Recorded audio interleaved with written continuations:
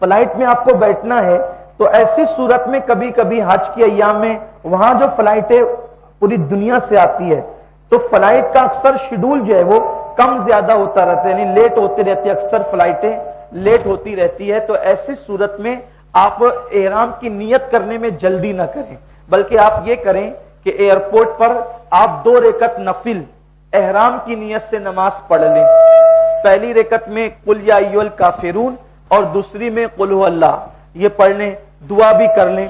مرد حضرات جب احرام کی نیت سے نفل پڑھیں گے تو سر پہ ٹوپی رکھ لیں یا سر کو ڈھانک لیں اور ڈھانک کر کے نفل پڑھیں، اور نفل پڑھنے کے بعد دعا بھی کر لیں.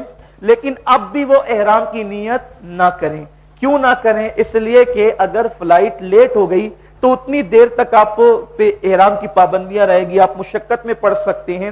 تو ایسی صورت میں آپ دعا بھی کر لیں، اب انتظار کریں. پھر اس کے بعد جب آپ فلائٹ کے اندر چلے جائیں اور فلائٹ میں بیٹھ جائیں تو بھی اب احرام کی نیت نہ کریں. کیوں؟ اس لیے کہ وہ لوگ فلائٹ میں بیٹھنے کے فوراً بعد آپ کو پہلے جوس پیش کرتے ہیں، جوس دیتے ہیں، پھر کھانا دیتے ہیں، پھر وہ عام طور پہ ٹیشو دیتے ہیں. اور ٹیشو 2 طرح کا ہوتا ہے، ایک سوکھا ہوتا ہے، اس کو تو کبھی بھی آپ استعمال کر سکتے ہیں، لیکن جو ٹیشو وہ لوگ دیتے ہیں جو خوشبودار ہوتا ہے، احرام کی حالت میں تو آپ اس کا استعمال نہیں کر سکتے. اور پینے میں بھی احرام کی نیت کرنے کے بعد ایسا جوس یا ایسی کولڈ ڈرنک جس میں پکنے کے بعد خوشبو ملائی گئی ہو.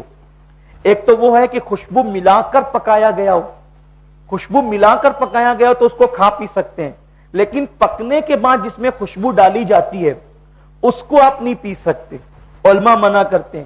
تو یہ جتنا بھی جوس ہے نا، مینگو ہے، فروٹی ہے، اور جو وہ جتنے بھی جوس ہے اور جتنی بھی کولڈ ڈرنکس ہے، پیپسی، کوکا کولا وغیرہ، اسپرائٹ وغیرہ، تو اس میں پکنے کے بعد خوشبو ڈالی جاتی ہے، تو احرام کی حالت میں اس کو آپ نہیں پی سکتے. تو آپ فلائٹ میں بیٹھ جائیں، پہلے کھا لیں، پی لیں. تقریباً اگر آپ کو جدہ پہنچنے میں 4.5-5 گھنٹے کا ٹائم لگتا ہے تو فلائٹ 3 گھنٹے 3.5 گھنٹے چلتی ہے. اس کے بعد یلملم کی پہاڑی اور میقات آتی ہے.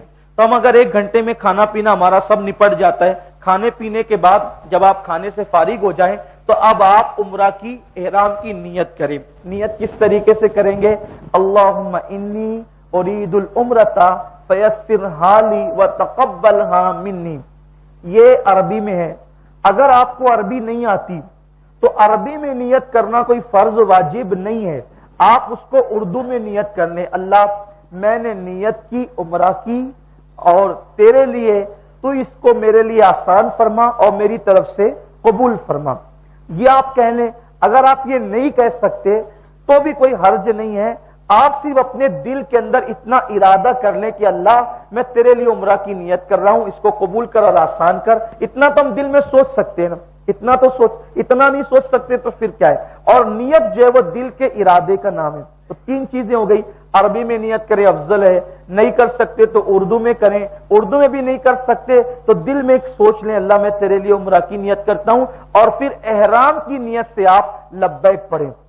احرام کی نیت سے لبیک پڑھیں. اور سنت یہ آقا کا فرمان یہ ہے کہ جب بھی لبیک پڑھو تو بلند آواز سے پڑھو.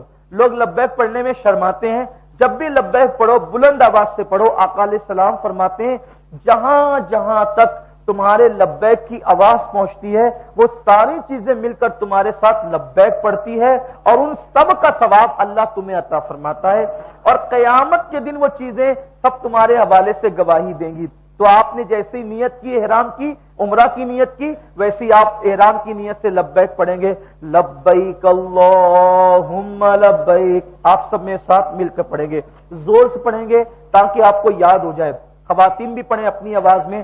لبیک اللہم لبیک لبیک لا شریک لک لبیک ان الحمد والنعمت لک والملک لا شریک لک لبیک اللہم لبیک لبیک لا شریک لک لبیک ان الحمد والنعمت لک والملک لا شریک لک لبیک اللہم لبیک لبیک لا شریک لک لبیک ان الحمد والنعمت لک والملک لا شریک لک۔ کم سے کم 3 بار پڑھیں، پھر جتنا اللہ توفیق دے جی چاہے پڑھیں۔